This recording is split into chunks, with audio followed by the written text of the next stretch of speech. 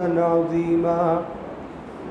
وقال الله تبارك وتعالى في كلامه المجيد والفرقان الحميد: واتل عليهم نبأ ابني آدم بالحق إذ قربا قربانا فتقبل من أحدهما ولم يتقبل من الآخر قال لأقتلنك قال إنما يتقبل الله من المتقين. لئن بسطت إلي يدك لتقتلني ما أنا بباسط يدي إليك إني أخاف الله رب العالمين. وقال تعالى في شأن خليله إبراهيم عليه الصلاة والسلام: وقال إني ذاهب إلى ربي سيهدين ربي هب لي من الصالحين. فبشرناه بغلام حليم فلما بلغ معه السعي قال يا بني إني أرى في المنام أني أذبحك فانظر ماذا ترى. قال يا أبت افعل ما تؤمر ستجدني إن شاء الله من الصابرين. فلما أسلما وتله للجبين وناديناه أن يا إبراهيم قد صدقت الرؤيا إنا كذلك نجزي المحسنين. وعن ابن عباس رضي الله تعالى عنه أنه قال رسول الله صلى الله عليه وسلم: ما من أيام العمل الصالح أحب إليه من هذه الأيام، يعني أيام العشر من ذي الحجة. قالوا يا رسول الله ولا الجهاد في سبيل الله؟ قال ولا الجهاد في سبيل الله إلا رجل خرج بنفسه وماله فلم يرج بذلك من شيء. رواه البخاري أبو داود كما قال عليه الصلاة والسلام. وقال سبحانه وتعالى: والفجر وليال عشر والشفع والوتر والليل إذا يسر هل في ذلك قسم لذي حجر.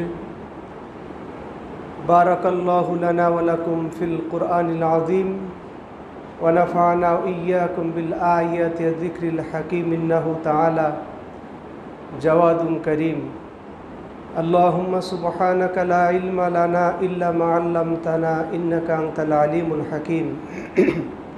رب اشرح لي صدري ويسر لي أمري واحلل عقدة من لساني يفقهوا قولي وبك نستعين. اللهم صل وسلم على محمد وبارك عليه। আলহামদুলিল্লাহ,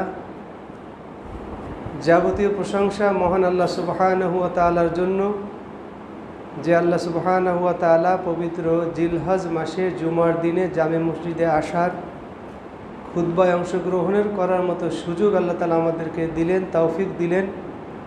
শুরুতেই আমরা সেই মহান রব্বুল আলামিনের শুকরিয়া আদায় করে নেই আলহামদুলিল্লাহ। এমন কিছু দিন আমাদের মাঝ দিয়ে অতিক্রম করে যাচ্ছে যেই দিনগুলোর গুরুত্ব, যেই দিনগুলোর মূল্য আল্লাহ সুবহানাহু ওয়া তাআলার কাছে বছরের অন্যান্য দিনের চাইতে সবচাইতে দামি। এই জিলহজ মাসের 1 থেকে নিয়ে 10 তারিখ পর্যন্ত এই দিনগুলো, সুবহানাল্লাহ, সেই দিনগুলোতেই আমরা বিরাজ করছি। যারা কোরবানির নিয়ত করে নিয়েছি তারা যেমন আমরা চুল, নখ ইত্যাদি কাটা থেকে বিরত রেখেছি আল্লাহ তাআলার হুকুমে, এটাই আল্লাহ সুবহানাহু ওয়া তাআলার নির্দেশ। ইবাদত বন্দিগি কিভাবে করতে হয় এইটাই একটা নমুনা, যে শুধু কোনো কাজ করাই যে ইবাদত নয়, মাঝে মধ্যে কোনো কাজ বর্জন করা, এটা হচ্ছে কি ইবাদত। আল্লাহ সুবহানাহু ওয়া তাআলার সন্তুষ্টির জন্য যখন আল্লাহ যে বিধান দিয়েছেন সেই বিধানকে মানা। অন্য সময় চুল নখ কাটা এটা হচ্ছে ইবাদত, সওয়াবের কারণ। আশারুম মিনাল ফিতরাতি, 10টি স্বভাবগত বৈশিষ্ট্য আছে ফিতরাত, সেটা হচ্ছে কুলি করা, নাকে পানি দেওয়া, নখ কাটা এবং যে সমস্ত গোপনীয় জায়গায়, স্পর্শকাতর জায়গার লোম উপড়ে ফেলানো বা লোম চেঁচে ফেলা, এগুলো যেমন অন্য সালাত যখন যে হুকুম সেটাকে সেভাবে মানা। কখনো সালাত পড়া ইবাদত, কখনো সালাত ছেড়ে দেওয়া ইবাদত। যখন হারাম সময় এসে যাবে তখন আপনি সালাত ছেড়ে দিবেন, আর যখন আপনার রক্ত এসে যাবে তখন আপনি সালাত পড়বেন। সিয়ামের দিন 9 দিন আপনি সিয়াম রাখবেন, এটা হচ্ছে ইবাদত। 10ম তারিখে, জিলহজের 10ম তারিখে সিয়াম আপনি ছাড়বেন, সাথে আরও 3 দিন, এটা হচ্ছে ইবাদত। যদি রাখেন এটা ইবাদত হবে না, বরং আরও নেকির বদলে পাপ হবে। যদি কেউ ইচ্ছাকৃতভাবে কোরবানির ঈদের দিন বা ঈদুল ফিতরের দিন বা কোরবানি ঈদের আরও পরে 3 দিন সিয়াম রাখে, এটা হলো পাপ, এটাকে ইবাদত বলা যাবে না। যদিও বাহ্যিক দৃষ্টিতে দেখা যায় যে ইবাদত, কিন্তু আল্লাহর হুকুম সেখানে নাই, রসুলের তরিকা সেখানে নাই। এই যে আল্লাহ সন্তুষ্টির জন্য এতটুকু কাজ, এটা আমাকে অন্য বছরের অন্য সাধারণ নেকির চাইতে বেশি নেকি দান করবে, আলহামদুলিল্লাহ। এই মাসটা পড়ে যাওয়ার সঙ্গে সঙ্গে আমাদের উচিত হচ্ছে আল্লাহ সুবহানাহু ওয়া তাআলার বেশি বেশি জিকির আজকার করা, তাকবীরের ধ্বনি দেওয়া। যেহেতু এই 10টা দিনের কসম খেয়ে আল্লাহ তাআলা বলেছেন, আল ফাজরি ওয়া লায়ালিন আশরিন ওয়াশ-শাফি ওয়াল ওয়াতর, ফজরের সময়ের শপথ। ফজরের সময়টা একটা গুরুত্বপূর্ণ সময়। কেন? সমস্ত ঘুমন্ত পৃথিবী, স্তব্ধ পৃথিবী নতুন আঙ্গিকে, নতুন আমেজে আবার নিজেকে ঢেলে সাজানোর পরিকল্পনা নিয়ে সকালের আহ্বানে থাকে, সকালের অপেক্ষায় থাকে, কখন সকাল হবে। আবার নতুন কর্মে, নতুন উদ্যমে আমি আমার জীবিকার তাগিদে আমি আমার পরিকল্পনা বাস্তবায়নের জন্য নামবো। এই যে একটা গুরুত্বপূর্ণ সময়, সেই সময়টাকে আল্লাহ সুবহানাহু ওয়া তাআলা আমাদেরকে স্মরণ করাই দিয়েছেন।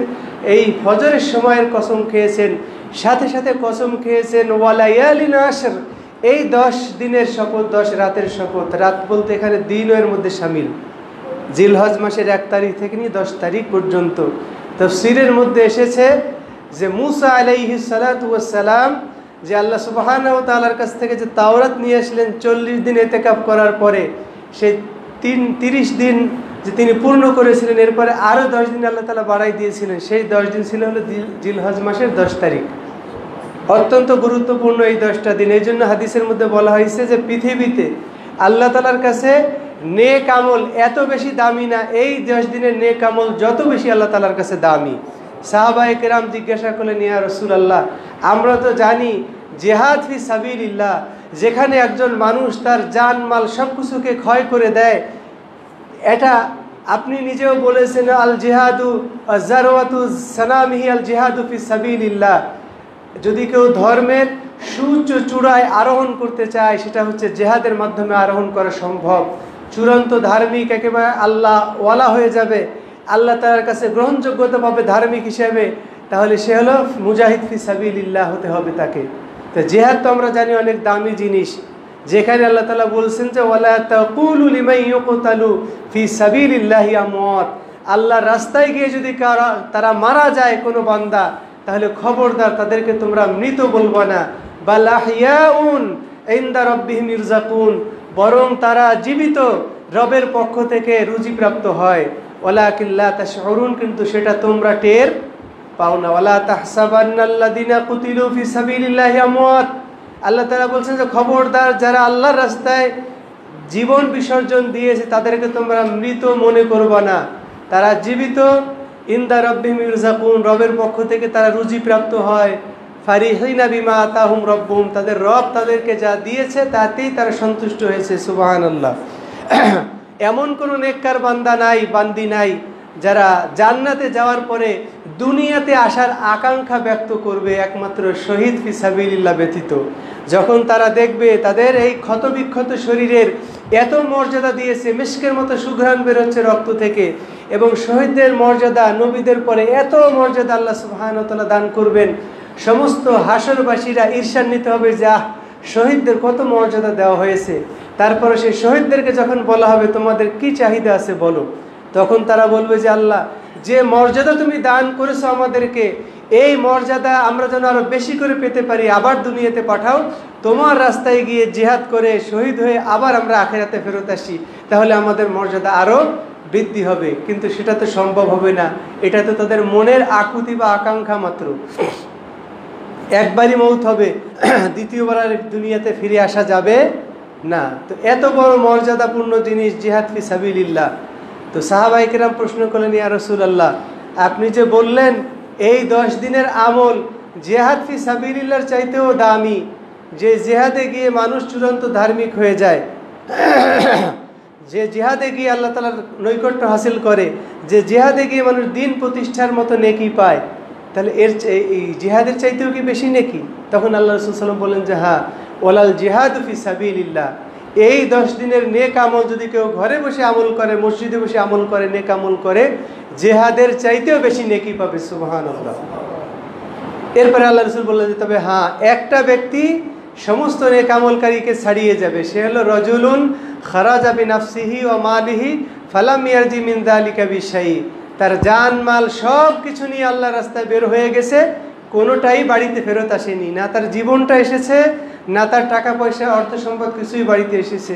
যত টাকা পয়সা যত সম্পদ নিয়ে বের হয়ে গিয়েছিল সবই আল্লাহর রাস্তায় খরচ হয়ে গেছে, এমনকি জীবনটাও দিয়ে দিয়েছে। সুবহানাল্লাহ।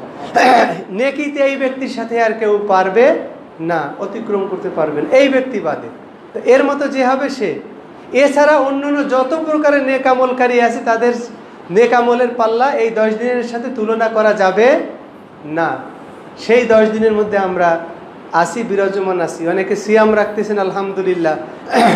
মুআজ বিন জাবাল রাদিয়াল্লাহু তাআলা আনহু এক সফরে রাসূল সাল্লামকে প্রশ্ন করেছিলেন, ইয়া রাসূলুল্লাহ, এমন কিছু আমল বলে দিন যাতে করে আমি জান্নাতে যেতে পারি এবং জাহান্নাম থেকে বাঁচতে পারি।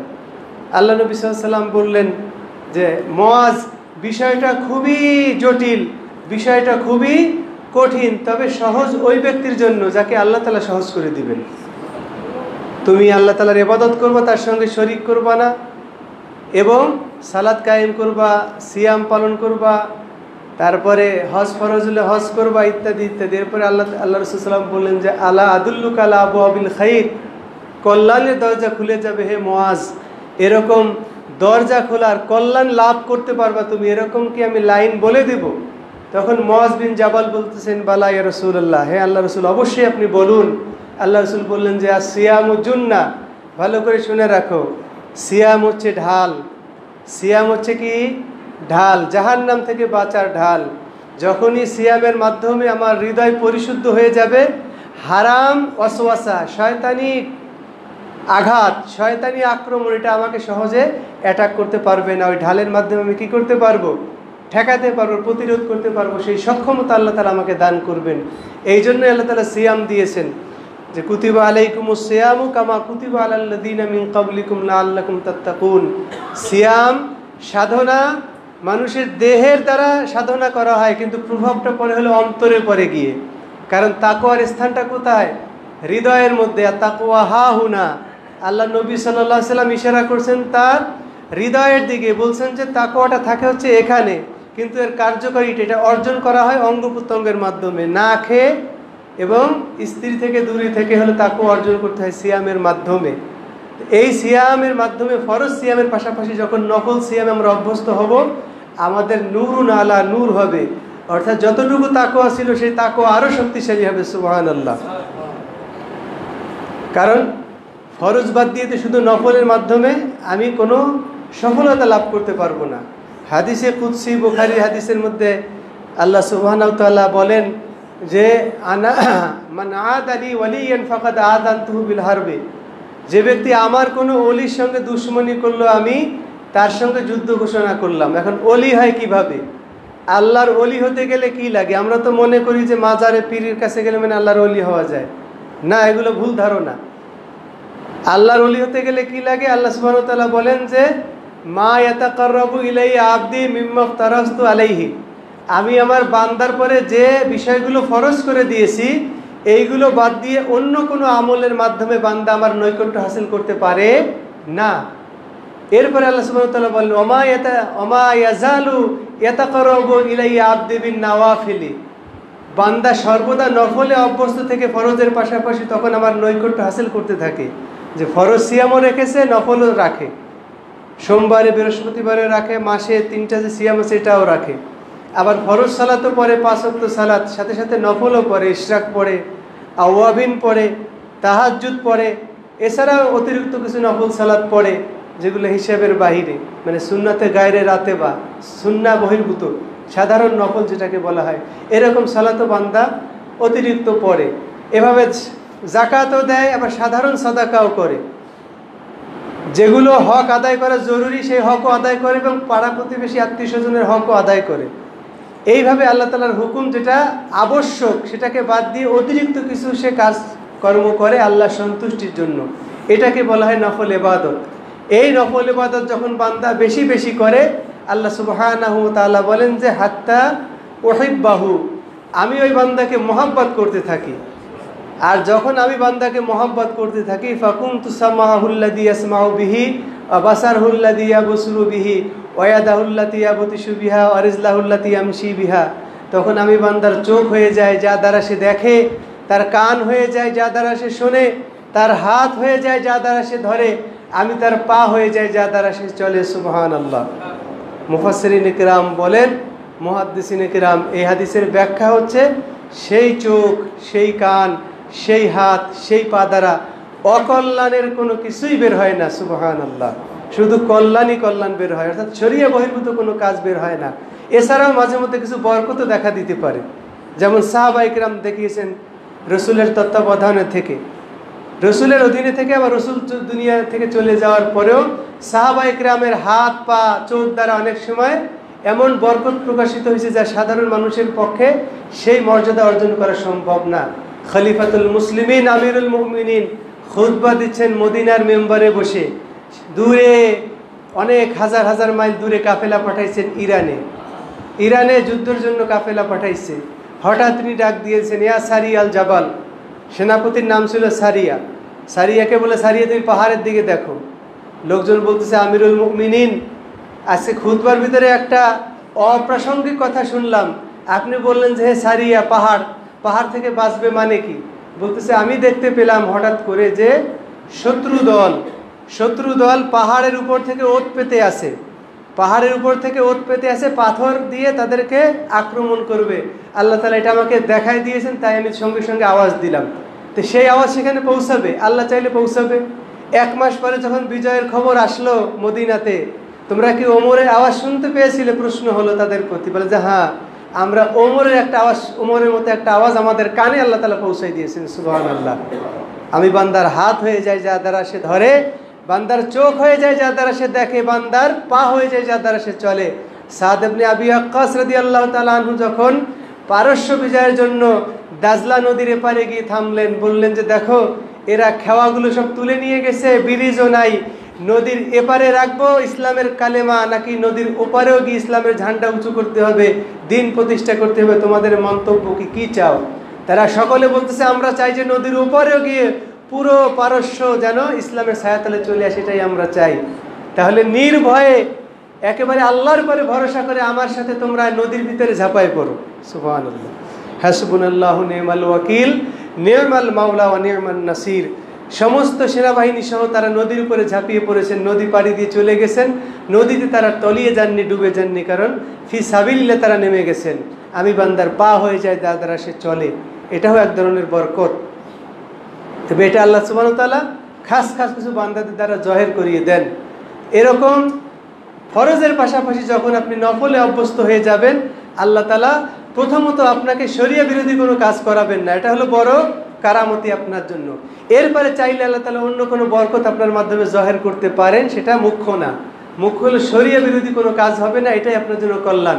দুনিয়ার মানুষ কল্যাণ পাবে আপনাদের, আখিরাতের মানুষও, বা আখিরাতে আপনি লাভবান হবেন ইনশাআল্লাহুল আজিজ।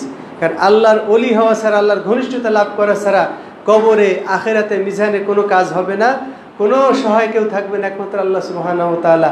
তাকে যদি আপনি ঘনিষ্ঠ বানিয়ে নেন তো তিনি আপনাকে পার করবেন, এটাই আমাদের মাথায় রাখতে হবে। আল্লাহ সুবহানাহু ওয়া তাআলা আমাদেরকে সহিহ সমঝ দান করুন, আল্লাহুম্মা আমিন। যে কথা বলতেছিলাম যে মুআজ বিন জাবাল রাদিয়াল্লাহু তাআলা আনহুকে আল্লাহ নবী সাল্লাল্লাহু আলাইহি ওয়াসাল্লাম বললেন যে সিয়ামু জুন্না, মুআজ সিয়ামটা কিন্তু ঢাল স্বরূপ, ভালো করে মনে রাখবা। নফস যখন ঠিক হয়ে যাবে, পরিশুদ্ধ হয়ে যাবে, পরিষ্কার নফসের ভিতরে কিন্তু আগাছা আসতে পারে না, শয়তান ওয়াসওয়াসা দিলেও টিকবে না, দাঁড়াবে না।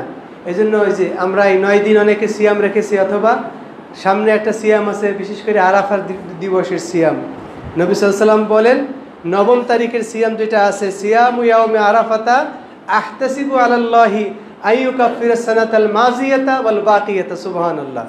আমি আল্লাহ তাআলার কাছে, আল্লাহ নবী বলেন যে আশা পোষণ করি যে আল্লাহ তাআলা আরাফার সিয়ামের বদৌলতে আগের 1 বছর এবং পরের 1 বছর, মোট 2 বছরের গুনাহ আল্লাহ তাআলা মাফ করে দিবেন। এখন আরাফার দিবসটা কবে? আরাফা দিবস হাজিরা যেদিন আরাফায় জমা হয় সেই দিন, সৌদি আরবের জন্য। আমাদের ওলামায়ে কেরাম এক্ষেত্রে আবার 2টা মতামত ব্যক্ত করেছেন। একটা হলো সৌদি আরবের সঙ্গে আরাফার দিবসে মিল রেখে সিয়াম রাখা, আর সৌদি আরবের একজন গ্র্যান্ড মুফতি শাহেখ ইবনে ওসাইমিন, মোহাম্মদ বিন ইবনে ওসাইমিন, তিনি বলতেছেন যে না, চাঁদ যদি এক মানে বিশ্বে তাহলে একই তারিখে রাখবে, আর যদি ভিন্ন ভিন্ন মানে তাহলে যার যার দেশে 9 জিলহজ, তা না হলে পেস লেগে যাবে। কেন পেস লাগবে? কারণ সৌদি আরবের 9 জিলহজে, মরক্কোতে থাকবে 10ই জিলহজ, মানে ঈদের দিন। তারা কি সেই দিন সিয়াম রাখবে? ঈদের দিন কি সিয়াম রাখা জায়েজ আছে? তাহলে তারা কোন দিন রাখবে? সৌদি আরবে আরাফাত একদিন পরে হচ্ছে, তাদের তো 9 তারিখ আগে চলে যাচ্ছে। যদি 9 জিলহজ হয়, আর যেহেতু আল্লাহ তাআলা শপথ করেছেন বেজরের, ওয়াশাফি ওয়াল ওয়াতর, জোর তারিখের শপথ এবং বেজর তারিখের শপথ সূরা ফজরের মধ্যে। তাফসীর ইবনে কাসিরের মধ্যে লিখেছে বেজর হচ্ছে 9 তারিখ মানে 9 জিলহজ আরাফাত দিন, জোর হচ্ছে ইয়ামুল আশের 10ম তারিখ কোরবানির দিন। 2 দিন আলাদা স্পেশাল করে শপথ করেছেন, তার মানে এই 2 দিনের গুরুত্ব আরও বেশি। হ্যাঁ, হাজিরা জমায়েত হয়, সেই হাজিদের আরাফার ময়দানের গুরুত্ব বেশি, আর সিয়ামের গুরুত্ব আলাদা। সিয়াম হলো সারা বিশ্বের জন্য, আর আরাফার ময়দান হলো শুধু হাজিদের জন্য রহমত বরকত।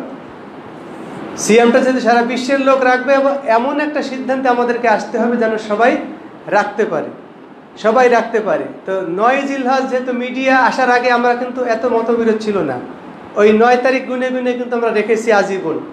মিডিয়া আসার কারণে আমরা এখন দেখতে পাচ্ছি যে আরাফায় হাজিরা উপস্থিত হয়েছে। আরাফায় যদি হাজিরা নাও যায় তাতেও কিন্তু 9 তারিখ, ভালো করে মনে রাখতে হবে। আর কোনো কারণে যদি হজ বন্ধ হয়ে যায়, সে 9 তারিখ থাকবে না আমাদের দেশে, জিলহজ মাস থাকবে না। কোনো কারণবশত হজ বন্ধ হয়ে গেছে, যেমন ইতিপূর্বে করোনায় বা বহু আগে যে ঝামেলার কারণে 2-1 বছর হজ বন্ধ ছিল, কিন্তু 9 জিলহজ কি বন্ধ ছিল নাকি? বন্ধ ছিল না, এটা ক্রমান্বয়ে চলমান রয়েছে। তো সেইটা হিসাব করে বেজোড় তারিখ মানতে হবে আপনাকে। তারপরেও ওলামায়ে কিরাম যেহেতু অনেকে ইজতিহাদ করে ফতোয়া দিয়েছেন, ওইটা আপনি যদি মানতে চান মানতে পারেন। যেহেতু নফল সিয়াম, এ নিয়ে বেশি বাড়াবাড়ি করা যাবে না। যদি ফরজ হতো তাহলে একটা অন্যরকম ব্যাপার স্যাপার হতো। নফল সিয়াম আপনি রাখবেন। আর একটা বিষয়, সেটা হলো মিডিয়া যখন ছিল না তখন একটা সালাফে সালেহিনের মানহাজ তারা কিভাবে রেখেছে এটা আমাদের মাথায় রাখতে হবে। তারা যদি যার যার দেশের অবস্থান থেকে 9 জিলহজে রেখে থাকে, তাহলে এটার আজীবন বা স্থায়ী একটা সমাধান। আবার এই মিডিয়া যখন চলে যাবে, একটা সময় থাকবে নাকি মিডিয়া? কি মনে হয় থাকবে? একসময় কিন্তু এই প্রযুক্তি আর থাকবে না। হাদিসের যে সমস্ত বর্ণনাগুলি পাওয়া যায় কিয়ামতের আগ দিয়ে, এমন রক্তক্ষয়ী সংকট, দেখেন না সিরিয়ার অবস্থা, এখন প্যালেস্টাইনের অবস্থা কিভাবে একটা মানে ধুলোবালির মতো হয়ে গেছে, একটা জরাজীর্ণ অবস্থায় পরিণত হয়েছে, ধ্বংসস্তূপে পরিণত হয়েছে তাদের আবাসস্থানগুলো। তো ঠিক কিয়ামতের আগ দিয়ে আরও যুদ্ধ বিগ্রহ হবে, মালহামা, রক্তক্ষয়ী সংঘর্ষ এমন পর্যায়ে হবে, এই ইলেকট্রিসিটি আর থাকবে না এবং এই প্রযুক্তি আর থাকবে না, অনেক কিছুই থাকবে না। তখন আবার সেই ঢাল পাথরের যুগে আবার ফিরে যেতে হবে। সেই সময়টা আপনাকে আবার কোন নিয়মে মানবেন, সেটাই হলো আসল নিয়ম। কারণ আমাকে মূল আল্লাহ সুবহানাহু ওয়া তাআলা দিয়েছেন চন্দ্র সূর্য, রাত দিনের হিসাব নিকাশ করে আমাকে চলতে হয়। এই যে প্রযুক্তি মিডিয়া এগুলো কিন্তু মূল না। চন্দ্র সূর্য রাত দিনের হিসাব নিকাশ এগুলো আল্লাহ তাআলা দিয়েছেন আমাদের সময় হিসাব করা। ইয়াসআলুনাকা আনিল আহিল্লা কুল হিয়া মাওয়াকিতু লিন-নাসি আল হজ। নতুন চাঁদ সম্পর্কে আপনাকে তারা জিজ্ঞাসা করবে, আপনি বলুন যে এগুলো মানুষের সময় নির্ধারক এবং হলো হজের সময় নির্ধারক। তো চাঁদই হলো মূল, সূর্য হলো মূল আমাদের হিসাব গণনার জন্য, ঘড়ি হলো সহায়ক বা মিডিয়া হলো সহায়ক মাত্র। এগুলো যদি নাও থাকে তাহলে আমাদের সময় নির্ধারণ চলবে, ইবাদত চলবে। এই দিকে লক্ষ্য করে সৌদি আরবের অনেক ওলামায়ে কেরাম বলছেন যে না, যার যার দেশের 9 জিলহজ। আবার আমাদের দেশের কিছু ওলামারা বা সৌদি আরবের আরও 2-1 জন বলেছেন যে না, আরাফা যেহেতু হাজিরা ওই দিন জমায়েত হয় ওই দিনে রাখবে।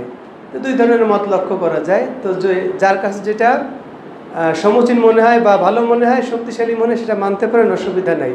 তবে আমি ব্যক্তিগতভাবে 9 জিলহজে রাখি, ছোটোবেলা থেকে রেখে আসতেছি, এখনও রাখি।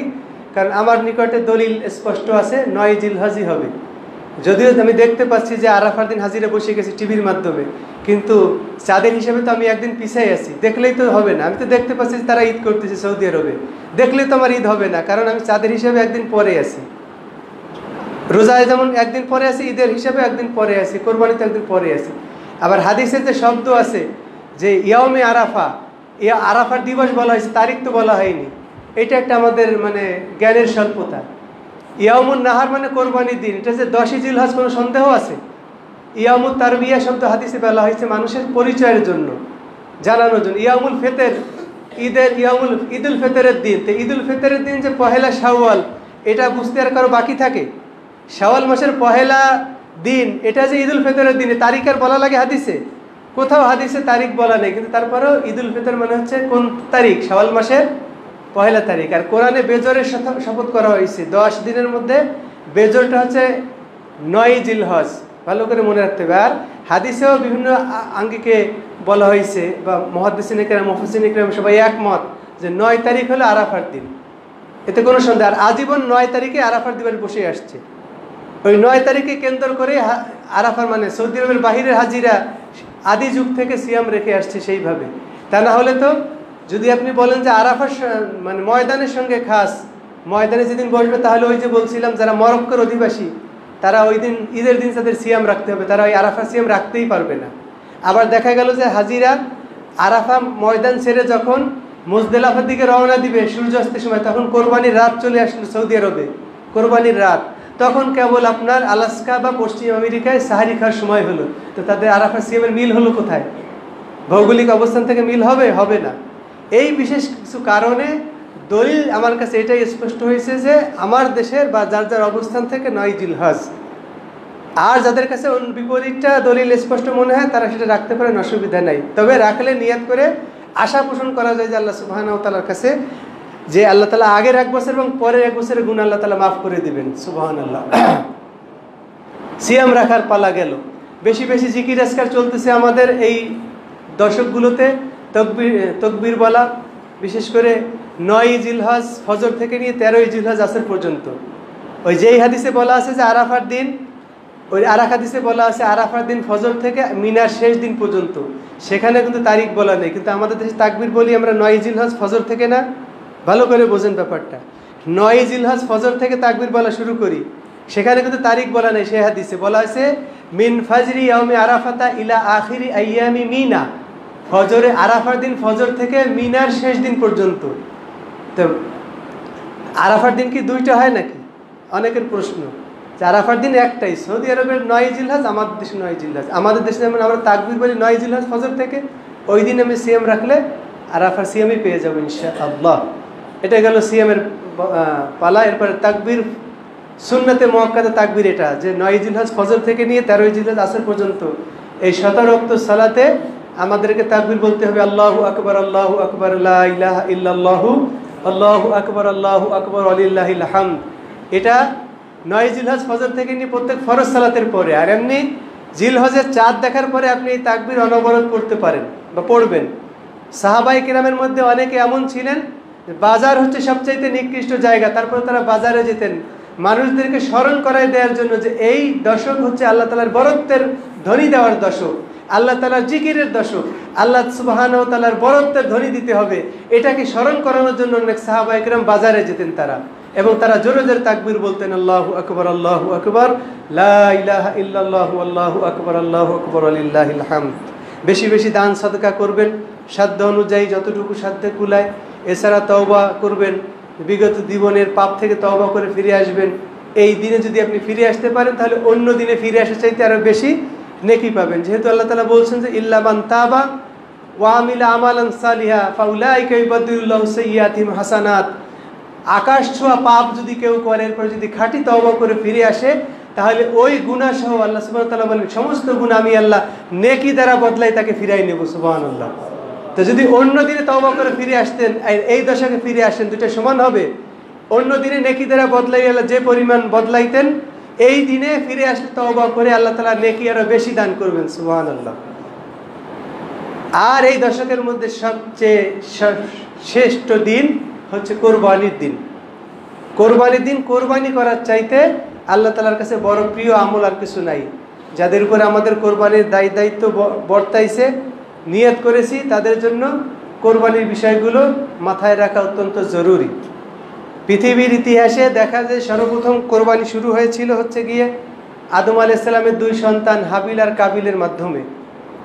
কোরবান শব্দটা কোরবানি এসছে কোরবান থেকে, তার মানে নৈকট্য হাসিল করা, কোনো একটা কিছু বিসর্জন করে ত্যাগ করে আল্লাহর নৈকট্য হাসিল করা। তো আদম আলাইহিস সালামের সময় যেহেতু আদম আর হাওয়া দুইজনে ছিলেন স্বামী স্ত্রী, পৃথিবীতে তারাই প্রথম মানুষ, তো বেশি সন্তান না থাকার কারণে সিস্টেম ছিল প্রত্যেক জোড়ায় জোড়ায় প্রত্যেক গর্ভে এক এক জোড়া সন্তান তাদের ভূমিষ্ঠ হতো, একটা ছেলে একটা মেয়ে। আর বিবাহের নিয়ম ছিল এই জোড়ার ছেলে ওই জোড়ার মেয়েকে, পরের জোড়ার মেয়েকে বিবাহ করবে। হাবিলের জোড়া পড়েছিল একজন কুস্ত্রী আর কাবিলের জোড়ায় পড়েছিল একজন সুস্ত্রী। তা কাবিল চিন্তা করলো যে আমি এই হাবিলের জোড়াটা না নিয়ে আমার জোড়ার সাথে যে আছে আমি তাকেই বিবাহ করব। আদম আলাইহিস সালাম বললেন যে না, এটা শরীয়ত লঙ্ঘন হবে, এটা নিয়ম বহির্ভূত হবে, এটা করা যাবে না। তখন এই গন্ডগোল লাগালো, গন্ডগোল নিরসনের জন্য তিনি বললেন ঠিক আছে তোমরা কোরবানি করো, যার কোরবানি কবুল হবে তার পক্ষে রায় যাবে। তো হাবিল একটা দুম্বা কোরবানি করলো, আর কাবিল সে কিছু কৃষি শস্য পণ্য দিল, আর কি শস্যদ্রব্য দিল, সেগুলো কোরবানির জন্য। দেখা গেল আসমান থেকে আগুন এসে হাবিলের কোরবানিটা জ্বালিয়ে দিল, মানে কবুল হয়ে গেল, কাবিলের কোরবানি আর কবুল হলো না। তখন কাবিল রাগান্বিত হয়ে বলতেছে লা আকতুলান্নাকা, আমি তোমাকে হত্যা করেই ছাড়বো। তখন হাবিল বলল শান্ত গলায় যে যদি তুমি তোমার হাতকে প্রসারিত করো আমাকে হত্যা করার জন্য, আমি আমার হাত বাড়াবো না তোমাকে মারার জন্য, কারণ আমি আল্লাহ তাআলাকে ভয় করি। আর জেনে রাখো ইন্নামা ইয়াতাকাব্বালুল্লাহু মিনাল মুত্তাকিন, যে হৃদয়ে আল্লাহর ভয় রাখে আল্লাহ তাআলা তারটাই গ্রহণ করে, তার কুরবানি কবুল করে। অতএব তুমি যেটা দিয়েছো তোমার সেইটা মানসম্মত হয়নি এবং তোমার সেটা লিগ্যাল হয়নি, আইনসঙ্গত হয়নি তোমার দাবিটা, যার কারণে আল্লাহ সেটা কবুল করে নাই। এজন্য হৃদয়ে আমাদের তাকওয়া থাকতে হবে। কোরবানি করার প্রধান শর্ত হচ্ছে আগে আমাদের তাকওয়া থাকতে হবে, নিয়তকে খালেজ করতে হবে। নিয়তকে খালেজ করে যদি ছোট একটা ছাগলও দেন, 7,000 8,000 টাকা দামের ছাগল বা 10,000 12,000 টাকা দামের ছাগল, ওটা 10 কোটি টাকার গরুর চাইতে বেশি দামি হবে আল্লাহ তাআলার কাছে, সুবহানাল্লাহ। আর 10 কোটি টাকার গরু যদি লোক দেখানো উদ্দেশ্য হয় যে পুরো দেশবাসী জানুক যে আমি 10 কোটি টাকার গরু দিয়েছি, পুরো ক্যামেরা এনে ভিডিও হয়েছে, পুরো খবরে নিউজ হয়েছে, প্রিন্ট মিডিয়া আসছে, ইলেকট্রনিক্স মিডিয়ায় গেছে, তো লোক দেখানো যদি উদ্দেশ্য থাকে আমি বিন্দু মাত্র নেকি পাবো না, শুধু গোশত খাওয়াই সার হবে। আল্লাহ তাআলা বলেন লা ইয়ানালাল্লাহু লুহুমুহা ওয়ালা দিমাউহু ওয়ালাকিন ইয়ানালুত তাকওয়া মিনকুম, আল্লাহ তাআলার কাছে তোমাদের কোরবানির গোশত রক্ত এগুলো কিছুই পৌঁছায় না, বরং তোমাদের হৃদয়ের তাকওয়া এটাই আল্লাহ তাআলার কাছে পৌঁছায়, সুবহানাল্লাহ। এজন্য হাবিল কাবিলকে বলল যে মুত্তাকিদের কোরবানি আল্লাহ তাআলা কবুল করে থাকে, তারপরেও সে মানলো না, তার মনের বিরুদ্ধে সে গিয়ে মানে যেতে পারলো না, শয়তানের ওয়াসওয়াসায় পড়ে সে তার ভাইকে হত্যা করে দিল। হত্যা করার পরে এরপরে সে নিরুপায় হয়ে গেছে, হতভম্ব হয়ে গেছে যে লাশ কি করবে। আল্লাহ তাআলা একটা কাক পাঠাই দিলেন, ফাবাসাল্লাহু গুরাবাই ইয়াবহাতু ফিল আরদি লিউরিয়াহু কাইফা ইউয়ারি সাওয়াতা আখি, তার ভাইকে কিভাবে দাফন করবে এটা সে জানতো না। কাক দুটো মারামারি করে একটা কাক আরেকটা কাককে মেরে ফেললো, তো আর একটা কাককে টেনে হিঁচড়ে নিয়ে পা দিয়ে গর্ত করে সেই গর্তের মধ্যে আর একটা কাককে রেখে যখন মাটি চাপা দিল, তখন কাবিল বুঝতে পারলো যে এইভাবে ভাইয়ের দেহকে মাটি চাপা দিতে হবে। তখন সে আফসোস করে বলল ইয়া ওয়াইলাতা আন আকুনা মিসলা হাদাল গুরাব, হায় আমার আফসোস, আমি একটা কাকের মতো বুদ্ধি রাখলাম না, তাহলে আমি আমার ভাইকে কেন মারলাম। সে লজ্জিত হলো, কিন্তু সেই লজ্জায় তার আর কোনো কাজ হবে না।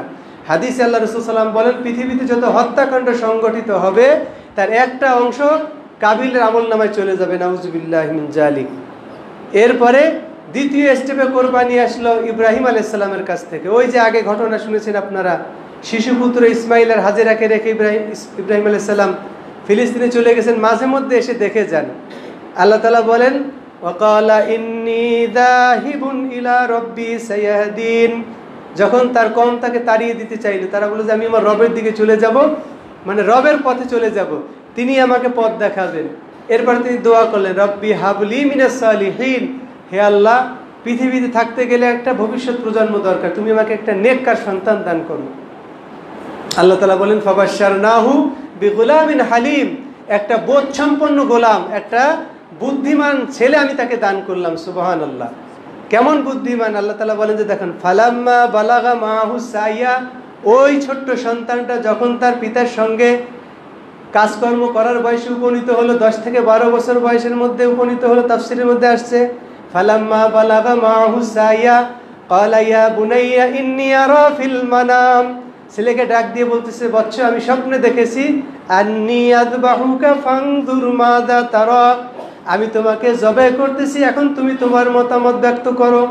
ছেলে বলতেছে, ইয়া আবাতি ফাল মা তুমার সাতাজিদুনি ইনশাআল্লাহু মিনাস সাবিরিন, আব্বাজান আপনাকে যা আদেশ করা হয়েছে স্বপ্নের মাধ্যমে আপনি সেটাই বাস্তবায়ন করুন, অতি সত্বর আপনি আমাকে সাবিরিনদের অন্তর্ভুক্ত পাবেন। আমি কথা বলবো না যে আপনি আমাকে জবাই করেন না, বা স্বপ্নে দেখেছেন স্বপ্নকে বাদ দিয়ে দেন। আমি জেনেছি যে স্বপ্ন নবীদের স্বপ্ন ওহী, আল্লাহর পক্ষ থেকে আপনি নির্দেশ প্রাপ্ত হয়েছেন, এটা আল্লাহর নির্দেশ। অতএব আল্লাহ তাআলা যে নির্দেশ আপনাকে দান করেছেন আপনি সেই নির্দেশই বাস্তবায়ন করুন। সুবহানাল্লাহ। এরপরে পিতা পুত্র একযোগে হয়ে গেল, পিতা জবে করার জন্য রেডি, ছেলেও জবে হওয়ার জন্য রেডি। ফালাম্মা আসলামা, আল্লাহ তাআলা বলেন যখন উভয়ই আল্লাহর আইনকে মেনে নিল, আল্লাহর হুকুম মেনে নিল, ওয়াতাল্লাহু লিল জাবিন, এবং উপর করে ইব্রাহিম আলাইহিস সালাম তার ছেলেকে শুয়াই দিলেন। ওয়ানাদাইনাহু আইয়া ইব্রাহিম, সূরা চালাবেন এমন অবস্থায় আল্লাহ তাআলা বললেন যে আমি ডাক দিলাম, হে ইব্রাহিম, কদ সাদ্দাকতা রুইয়া ইন্না কাযালিকা নাজজিল মুহসিনিন, তুমি তোমার স্বপ্নকে বাস্তবায়িত করেছো, আমি আমার মুহসিন বান্দাদেরকে, নেক বান্দাদেরকে এভাবেই প্রতিদান দিয়ে থাকি। সুবহানাল্লাহ। ওয়াফাদাইনাহু বিযিবহিন আযীম, এবং ছেলের বদৌলতে একটা বিরাট কোরবানি, জান্নাতি দুম্বা এনে এর বিনিময়ে আমি আল্লাহ তাআলা তাকে দান করলাম। দুম্বা কোরবানি হয়ে গেল, ইসমাইল অক্ষত থেকে গেল। ওয়াতারাকনা আলাইহি ফিল আখিরিন, পরবর্তীদের জন্য এই বিষয়টা রেখে দেওয়া হলো। সাহাবায়ে কেরাম জিজ্ঞাসা করলেন, মাহাদিল আযাহি, এই কোরবানির বিষয়বস্তু কি? রাসূল সাল্লাল্লাহু আলাইহি ওয়াসাল্লাম বললেন, সুন্নাত আবিকুম ইব্রাহিম, তোমাদের পিতা ইব্রাহিমের সুন্নাত, মিল্লাতে ইব্রাহিম থেকে আমরা এটা আখজ করেছি, এটা নিয়েছি। তো সেখান থেকে আমাদের এখন কোরবানি করা আমাদের জন্য দায়িত্ব এবং কর্তব্য। আলা কুল্লি আহলি বাইতিন ফি কুল্লি আমিন উযহিয়াতুন, বিদায় হজে আল্লাহ নবী ঘোষণা করে গেছেন প্রত্যেক পরিবারের জন্য প্রত্যেক বছরই একটা করে কোরবানি দেওয়া, এটা হলো তোমাদের জন্য জরুরি, সুন্নাতে মুআক্কাদা।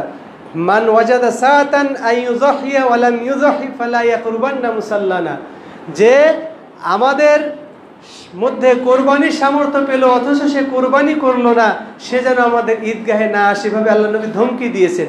তার মানে সামর্থ্য থাকার পরেও কোরবানি না করা এটা ইসলামী কালচার না। গোশত খাওয়ার লোক নাই, ছেলে মেয়ে বাড়ি নেই, তো গোশত খাবে কিটা? এই উদ্দেশ্যে তো আপনি কোরবানি করবেন না। গোশত খাওয়া কি মুখ্য?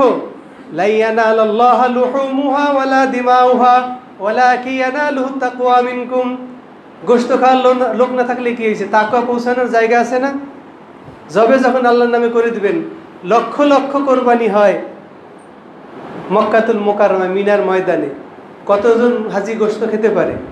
ওখান থেকে সবই তো বেশিরভাগই ফেলানো থাকে, পরে অন্য অন্য জায়গায় প্রসেসিং করে বিভিন্ন রাষ্ট্রে পাঠানো হয়। তো ওটা তো খাওয়ার উদ্দেশ্য না, শুধুমাত্র উদ্দেশ্য হলো আল্লাহ সন্তুষ্টি। তারপরে খাওয়াটা আমাদের জন্য অতিরিক্ত নফল, আল্লাহ তাআলা সুযোগ দিয়েছেন তাই আমরা খাই। যদি আকাশ থেকে জ্বালাই দিত কোরবানির কবুলকৃত কোরবানি, তাহলে তো আমাদের খাওয়ার কোনো উপায় ছিল না। তো এটাকে শুকরিয়া আদায় করতে হবে যে আমরা একটা খাওয়ার সুযোগ পাইছি, এটা অতিরিক্ত। তো কোরবানিটা মূলত আল্লাহর জন্য।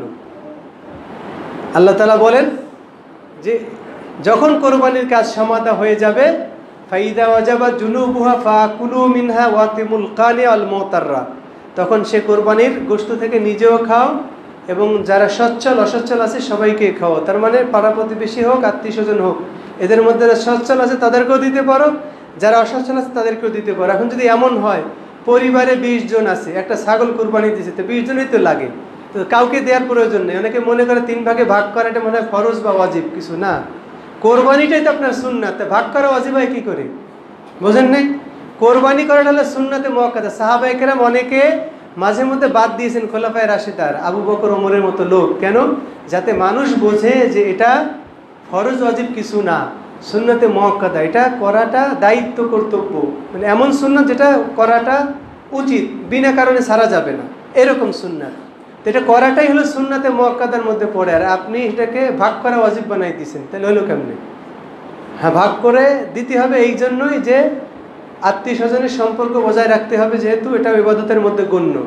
সেলাই রেহেম এটা আল্লাহ তাআলার কাছে বলে আত্মীয়তার সম্পর্ক, আল্লাহ যে আমাকে মিলায় রাখে তুমিও তাকে মিলায় রাখো, যে আমাকে বিচ্ছিন্ন করে আল্লাহ তুমিও তাকে বিচ্ছিন্ন করে দাও। তো কোরবানির দিনে অনেক আত্মীয় স্বজন এদের মাধ্যমে কিছু হাদিয়া লেনদেন করলে মহব্বত বাড়ে, সম্পর্ক তৈরি হয়, আর এটাই আল্লাহ তাআলা চান যে আত্মীয়তার সম্পর্ক যেন বহাল থাকে। আবার অনেক আত্মীয় স্বজন আছে অসচ্ছল, তারা আশায় থাকে সারা বছরে যে অমুক কোরবানি দিয়েছে, সে তো আমার চাচা হয়, মামা হয়, খালু হয়, সে তো মশলা রেডি করে নিয়ে বসে থাকে যে তারা গোশত পাঠাইলে তো আমার রান্না হবে। তো সেই আশার গুড়ে যদি আপনি বালি দিয়ে দেন তাহলে হবে? আপনি পুরো ডিপ কিনে নিয়ে আসছেন যে এবার কোরবানির গরুও যেমন ডিপও তেমন, বড় ডিপ কিনে নিয়ে আসছি যে একটা গোশত বাইরে রাখা লাগবে না, সব ফ্রিজে ভরবো, পরের বছর কোরবানি পর্যন্ত আমি খাবো। ইসলামের প্রথম যুগে 3 দিনের বেশি কোরবানির গোশত রাখা যেত না, জমা করে রাখা যেত না, নিয়ম ছিল না, সব সদকা করে দিতে হইতো, কারণ ইসলামের দুরবস্থা।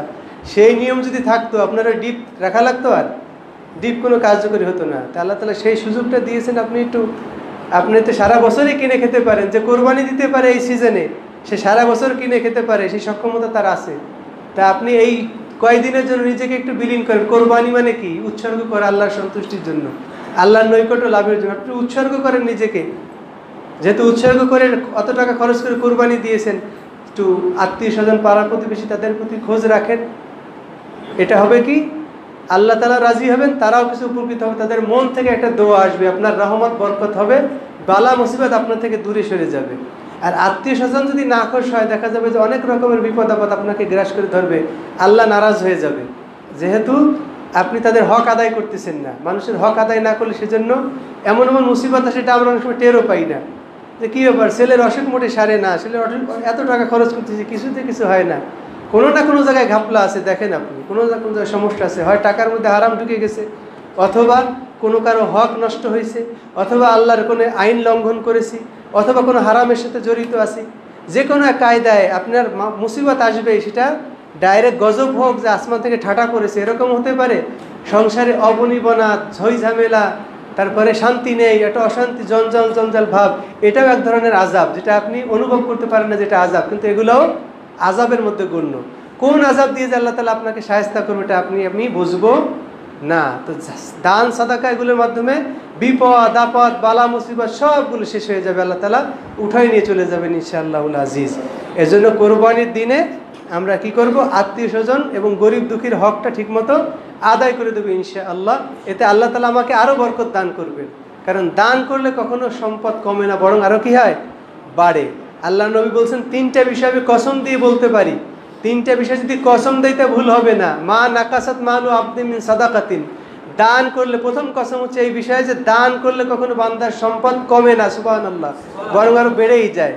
এই যে মসজিদে আলহামদুলিল্লাহ আজকে কত সুন্দর পরিবেশে আমরা সালাত আদায় করতে পারছি, সবাইকে এই পরিবেশে আছে কি মনে হয়? অনেকের কাছে এই পরিবেশটা নাই, তাহলে এটা শুকরিয়ার ব্যাপার না?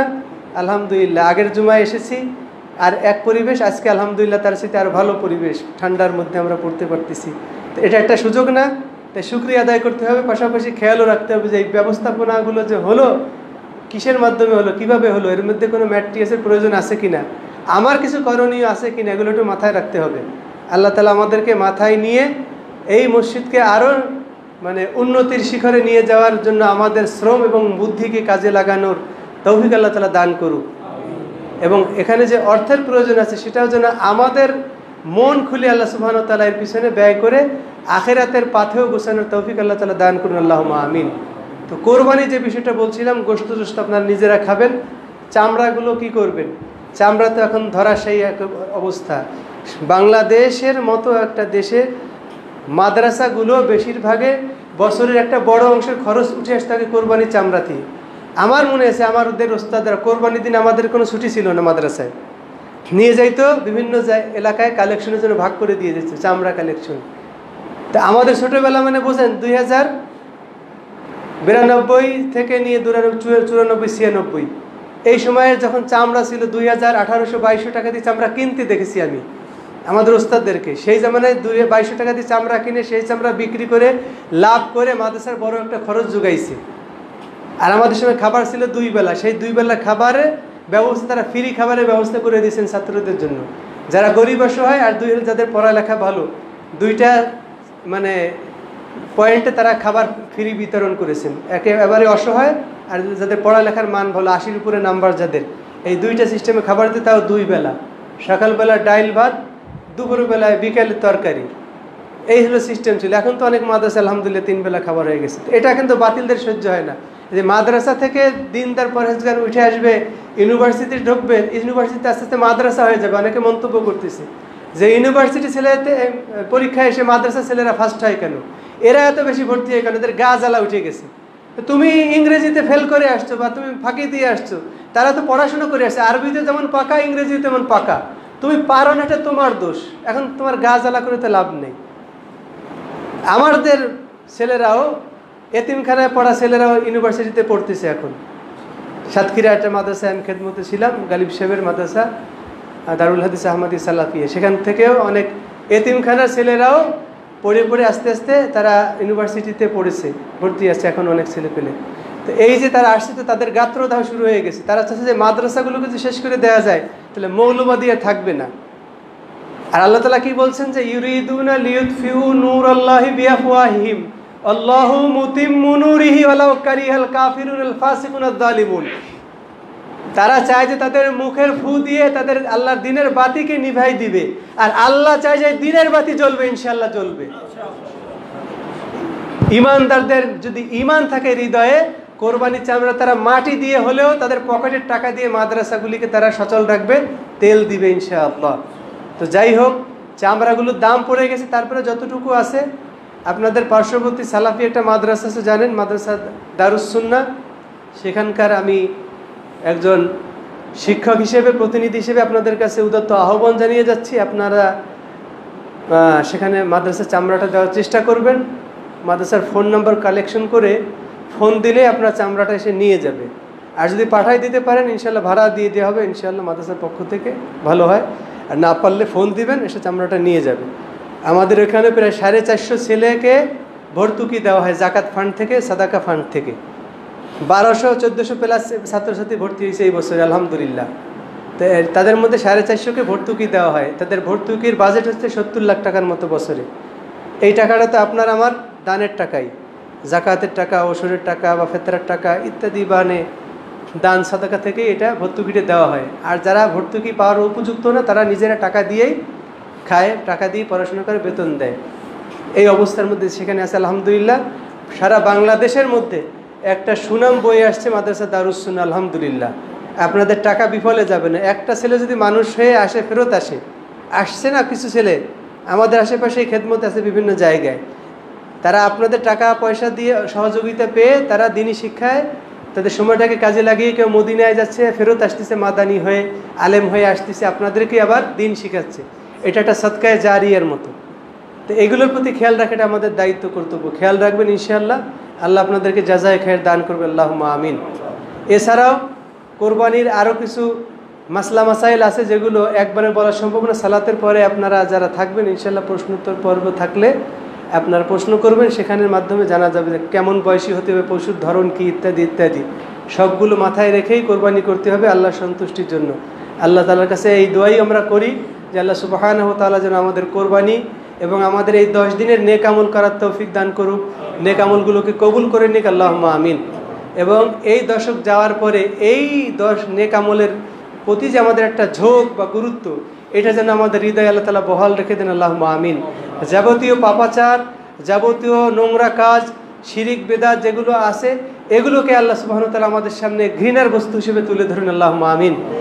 এই পাপগুলোর মাঝে এবং আমাদের মাঝে আল্লাহ সুবহানাহু ওয়া তাআলা যেন পূর্ব পশ্চিমের মতো দূরত্ব সৃষ্টি করে দেন, আল্লাহুম্মা আমিন। আল্লাহুম্মা বাঈদ বাইনানা ওয়া বাইনা খাতায়ানা কামা বাআদতা বাইনাল মাশরিক ওয়াল মাগরিব, আল্লাহুম্মা আমিন। এবং আমাদের মধ্যে যারা অসুস্থ আছে তাদের জন্য দোয়া করি, প্রত্যেকে আল্লাহ তাআলা শিফায়ে কামিলা আজলা নসিব করুন, আল্লাহুম্মা আমিন। যারা দুনিয়া থেকে বিদায় নিয়ে চলে গেছেন তাদের জন্য দোয়া করি, আল্লাহ তাআলা সকলকে ক্ষমা করে দিন, আল্লাহুম্মা আমিন। যারা আমাদের মধ্যে হজে গেছেন এই বছরে তাদের জন্য দোয়া করি, আল্লাহ সুবহানাহু ওয়া তাআলা তাদেরকে যেন সহি সালামতে হজের বিধিবিধান সঠিকভাবে পালন করে হজ্জে মাবরুর দান করেন, আল্লাহুম্মা আমিন। এবং সহি সালামতে যেন আমাদের হায়াত থাকলে আমাদের এখানে যেন আবার ফিরাই নিয়ে এসে।